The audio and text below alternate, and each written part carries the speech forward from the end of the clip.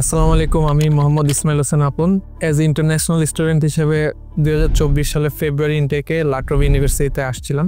After few months যখন আমি কোর্সটা কন্টিনিউ করতেছিলাম, দেন মনে হলো যে কোর্সটা আমার জন্য না, একটু কঠিন আমার জন্য। ওই টাইমটাতে তো আমি ফাহিম ভাইয়ের সাথে কথা বলি কিভাবে করলে ভালো হয়, কোন কোর্সগুলো নিলে বেটার হবে আমার জন্য ইন ফিউচার, আমার পিআরের ক্ষেত্রে, আমার জবের ক্ষেত্রে। তো আমি ওই টাইমটাতে ফাহিম ভাই আমাকে বললো যে ডিপ্লোমা অফ কমিউনিটি সার্ভিস বা সোশ্যাল ওয়ার্ক এগুলা ইন ফিউচার পিআরের জন্য বেটার।